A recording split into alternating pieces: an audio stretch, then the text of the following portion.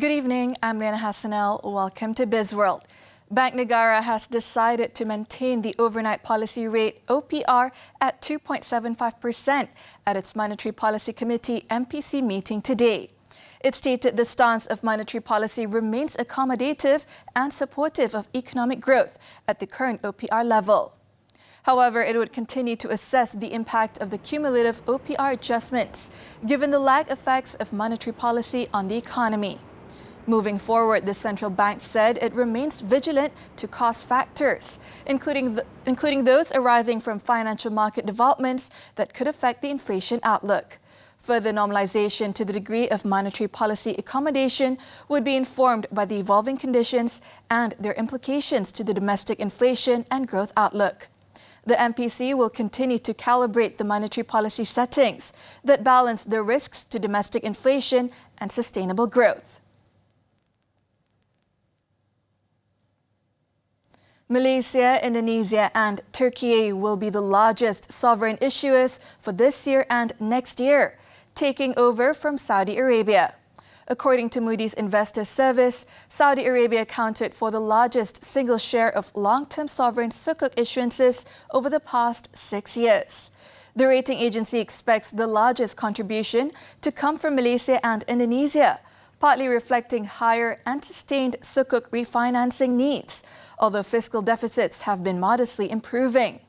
Malaysia's fiscal deficit is likely to decline to around 5% of GDP this year and 2024 from 6% last year.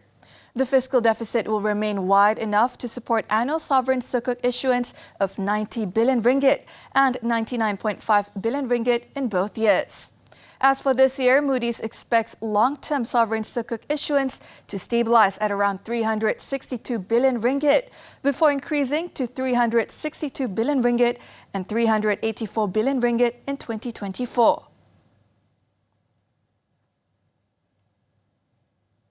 Employees Provident Fund (EPF's) members aged between 40 and 54 years have less than 10,000 ringgit in savings.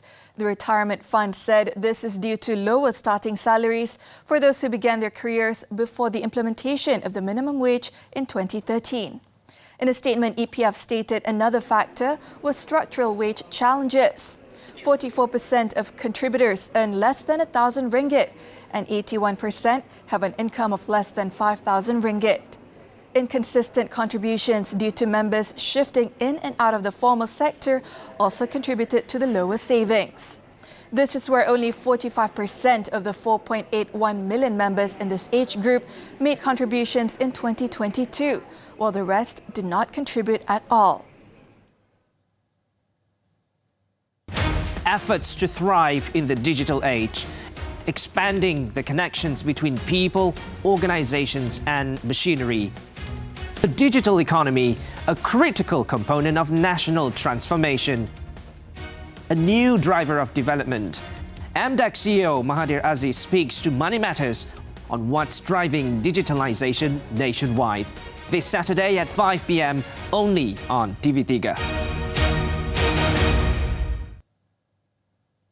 Kenanga Research maintained its overweight stance on the consumer sector, although it noted some headwinds for F&B producers in the form of narrowing margins.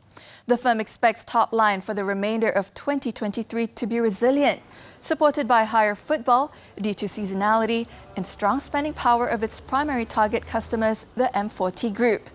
However, the firm are cautious on the margins as players, mostly from the F&B segment, are still exposed to prevailing high operating costs coming from inputs and wages.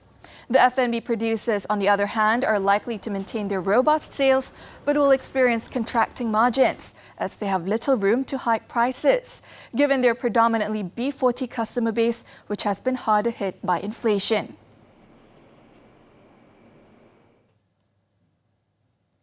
MarketResearch.com projects that Malaysia's coffee market will generate 6.6 billion ringgit in revenue with a 4.4% annual growth rate this year. By 2025, 85% of spending and 24% of volume consumption in the coffee segment will be attributable to out-of-home consumption. According to Malaysia's coffee chain HWC Coffee founder, industry players have a very good perspective for the coffee market and plan to grow rapidly. In order to capitalize on the expanding market, Palatarium Sdn Bhd, which operates the coffee chain, would invest 60 million ringgit to open 85 stores by end of next year. Moving forward, the company planned to increase sales in foreign markets with 10 pipeline outlets in Brunei, Singapore and Indonesia.